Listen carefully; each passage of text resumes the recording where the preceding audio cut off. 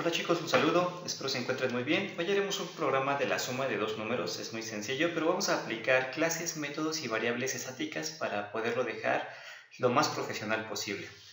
Para empezar, pues vamos a abrir nuestro NetBeans. Yo utilizo el IDE 8.2, realmente para este programa no se requiere alguna versión en especial, pienso que con todas funciona. Y lo que vamos a empezar a hacer es crear nuestro proyecto. Vamos a crear un proyecto nuevo. Esperamos a que cargue un poco. Listo. Y va a ser de Java. Hacemos Java Application. Le voy a llamar suma dos números. Voy a dejarle aquí tildeado el create main class. Le doy finalizar. Y lo que voy a hacer ahorita primero es hacer el programa de forma... ¿cómo se puede decir? Convencional, todo junto, como cuando nos enseñan a programar y hacemos todo en el mismo código. Para hacer esto voy a utilizar el scanner sc igual a new scanner. Voy a decirle que pues vamos a meter, vamos a tener entradas del sistema. Aquí voy a dar varios enter. Nos va a marcar error porque scanner pertenece a una biblioteca. Esa biblioteca hay que agregarla. Le voy a dar clic en el error y le vamos a dar que importe el Java Util Scanner. Aquí lo tenemos. Voy a declarar mis variables int n1, n2 y lo voy a llamar suma. Lo primero que voy a realizar es pedirle los datos al usuario. Voy a decirle ingresa número 1 y lo vamos a guardar en nuestra variable n1. Entonces le decimos que n1 es igual a sc punto y le colocamos un next y buscamos nuestro next int. Como declaré n1 como entero, sería next int. Si mi variable la hubiera declarado como short, pues sería next short. En este caso va a ser next int. Le damos enter. Vamos a copiar este mismo código. Y ahora vamos a pedir el número 2. Y aquí al inicio igual el número 2. Muy bien. Por último voy a decirle que suma es igual a n1 más n2. Si se dan cuenta, es muy sencillo esto. Vamos a mostrar nuestro resultado con un System.out.println. Colocamos la suma es, dos puntos y concatenamos nuestro resultado. Vamos a juntar el texto con nuestra variable suma. Vamos a correrlo, revisamos que esté correcto hasta ahorita. Y le decimos que un 10 más un 15, pues sí, nos da 25. Vamos. Ahora, vamos a dejar mejor nuestro programa. La idea es que hagamos una clase. Vamos a mandarle, en este programa vamos a pedir los datos, pero en otro programa hacemos las operaciones y devolvemos el valor. Para hacer eso, voy a irme al package donde dice suma dos números. Le voy a dar botón derecho, le voy a dar en Java Class y le voy a llamar C suma para saber que es una clase. Por eso coloco la letra C. Le voy a dar en finalizar. Observen que csuma se colocó en el mismo paquete de suma de dos números. Hay que revisar eso, por favor. Y lo que voy a realizar es lo siguiente. Voy a recibir los valores que me manden aquí. Aquí pedimos los dos datos. Y el número 1, n1 y n2 se lo vamos a mandar a la clase de acá. Entonces vamos a crear un método para recibir esos valores. Voy a declarar un public. No va a devolver nada el método. Lo declaramos vacío. Void es vacío. Y voy a decirle un set datos, por ejemplo. ¿A quién vamos a recibir? A n1 de tipo entero y recibimos a n2 de tipo entero. La suma no la recibimos porque esa es la que vamos a realizar en esta clase. Lo que voy a hacer aquí arriba es declarar mi variable n1, n2 y aquí voy a declarar mi variable suma. Vamos a hacer algo que se llama encapsulamiento.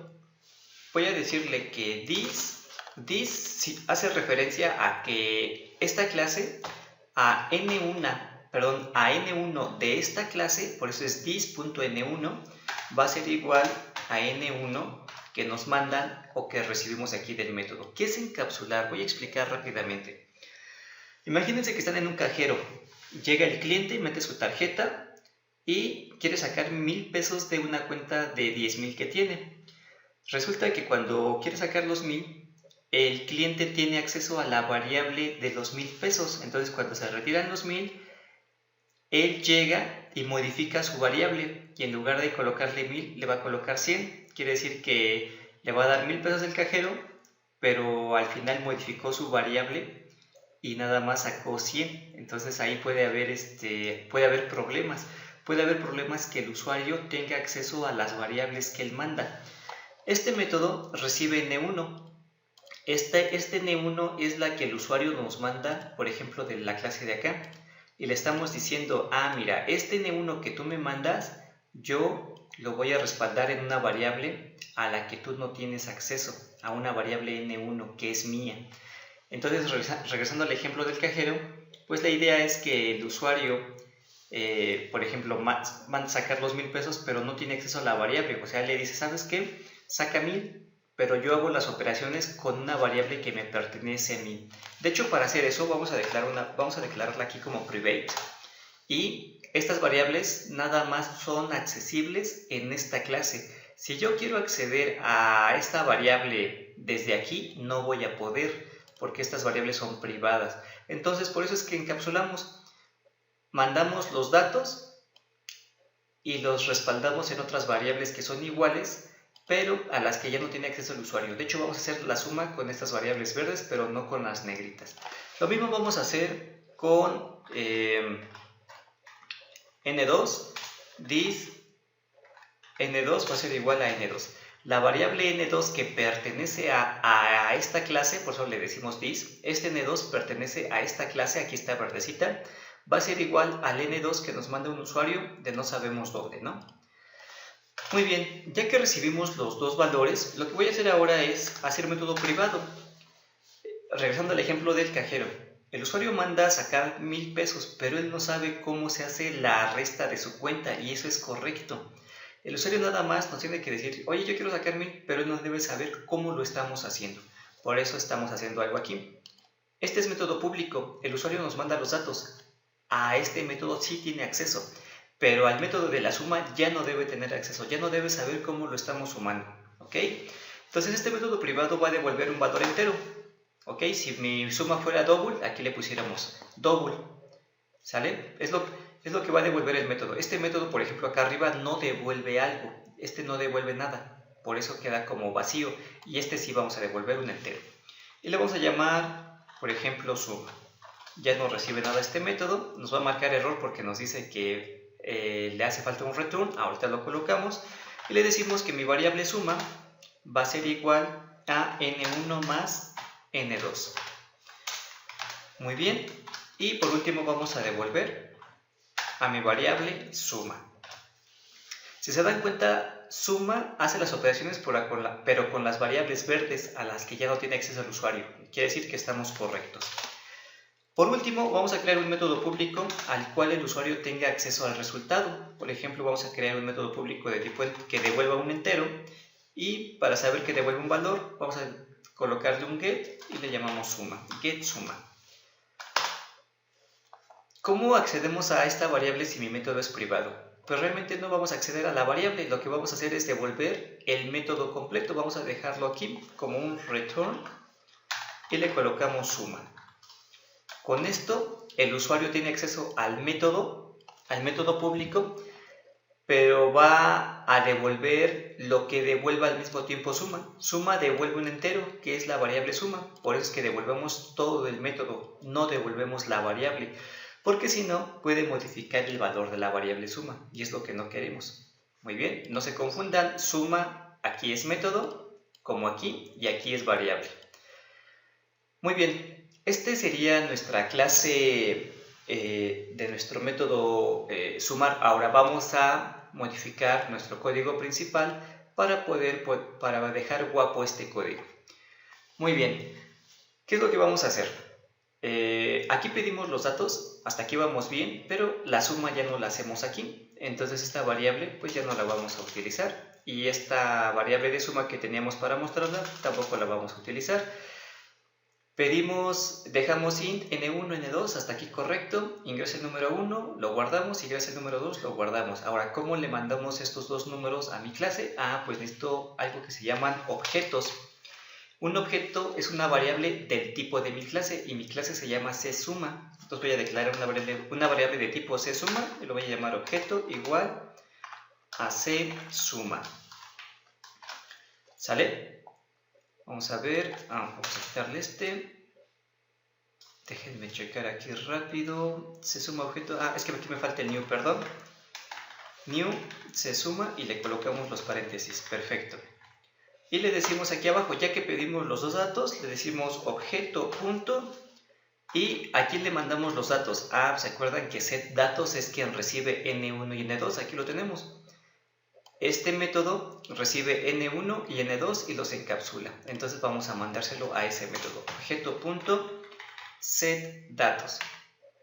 Y le mandamos N1 y N2. Ahora, ¿cómo obtenemos el resultado para mostrarlo aquí? Pues lo hacemos con el objeto igual. Objeto punto. ¿Y cómo obtenemos el valor de la suma? Recuerden que este es privado, pero este sí tiene acceso.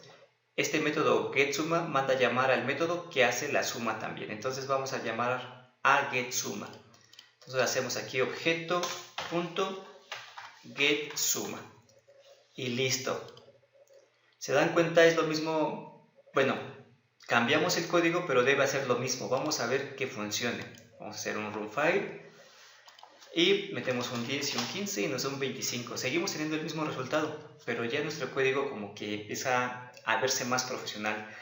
El verse más profesional también requiere de más trabajo. Se dieron cuenta, era más fácil cuando el código estaba aquí, pero cuando se da mantenimiento ya a un nivel profesional de programación a módulos, tiene que estar todo separado para poder entenderlo mejor y sobre todo también para poderlo reutilizar en otros programas. Muy bien, vamos a dejarlo todavía mejorcito este programa. Yo creo que vamos a crear aquí un método public void y lo voy a llamar datos, por ejemplo. Public void datos, aquí los vamos a pedir datos. Voy a llamarlo así, de hecho, pedir datos. Y lo que vamos a hacer es que todo esto de pedir los datos pues nos los vamos a llevar a ese método. Voy a llamarle control X, perdón, voy a darle control X, voy a poner aquí control V y el escáner también me lo pide, voy a colocarlo también aquí, me olvidó cortar el escáner y listo. Tenemos un método para pedir datos y aquí únicamente estamos pidiendo. Vamos a crear un método para public void para hacer la operación, voy a llamarle así operación. Y recuerden que para la operación pues mandábamos N1 y N2. ¿Por qué nos marca error? Porque fíjense, N1 pertenece a mi método pedir datos, aquí está. Pero N1 y N2 no tiene acceso al método de operación. Para que estas variables también puedan ser utilizadas en el método de acá, pues vamos a hacerlas públicas, las vamos a cortar y las voy a colocar abajo de mi public class. Le voy a dar control V, se dan cuenta, se hacen de color verdecito, ¿ya vieron? Entonces, y se quitó el error.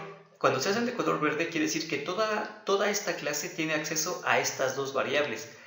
Entonces ya tiene acceso al método pedir datos y también ya tiene acceso al método de operación. ¿Estamos bien? Lo mismo pasa con el de objeto. Objeto está declarado en el método de pedir datos. Quiere decir que el método operación no tiene acceso. Para que tenga acceso lo vamos a cortar y lo vamos a hacer público. Voy a dar control V y podemos observar aquí que ya tenemos en color verde mi variable y abajo también se quitó el error. Voy a acomodarlo aquí para que tenga mejor presentación y listo. Aquí este método pide datos y este método se los manda a la clase csuma. Ahora voy a crear otro método public void y voy a llamar mostrar para que muestre el resultado. Este resultado lo tenemos acá. Lo voy a cortar y lo voy a mandar aquí abajo. Muy bien.